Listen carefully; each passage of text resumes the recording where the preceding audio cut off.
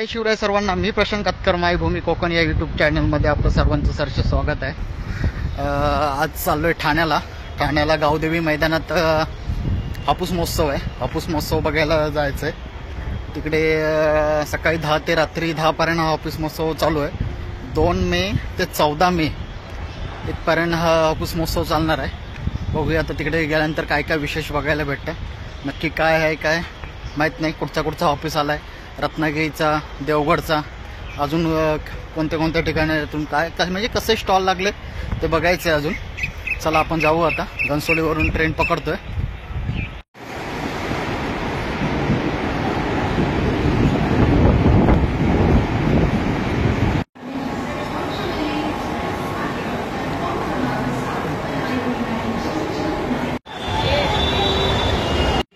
समोर जो मंडप दिसतोय तो हापूस महोत्सवचा मंडप आहे.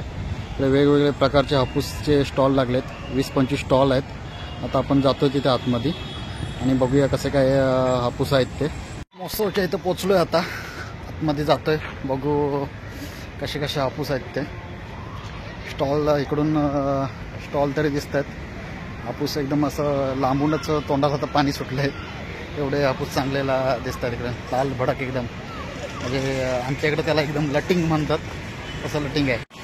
तिथून आता आपण पोचलोय.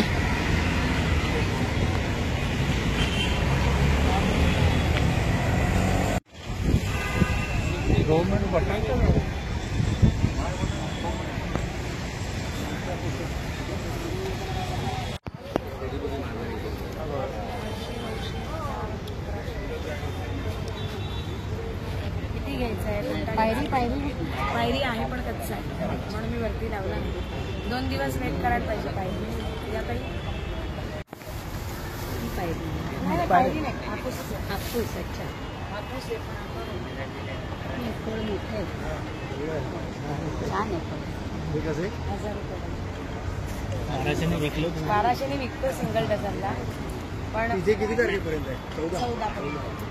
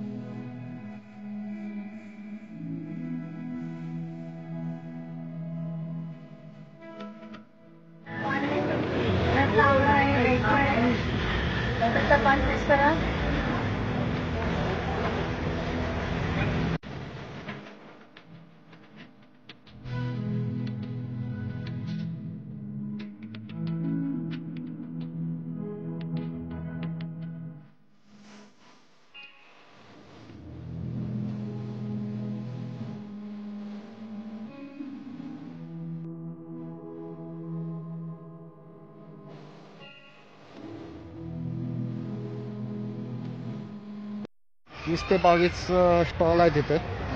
सर्व ठिकाणी जास्ती असं 1100-1200 रुपयेच 1 डझन हापूस आहे. सर्व रत्नागिरी आणि देवगडवरूनच आलेले आहेत. पायरी आहे, पायरी मला वाटतं 800 ते 900 रुपयात डझन देत आहेत. पेटी काय मी विचारली नाही, पण 1200 रुपये डझन देत आहेत सर्व हापूस. चला, तुम्हाला व्हिडिओ कसा वाटला नक्की कमेंटमध्ये कळवा. चॅनलवर नवीन असाल तर सबस्क्राईब करा. जय शिवराय सर्वांना.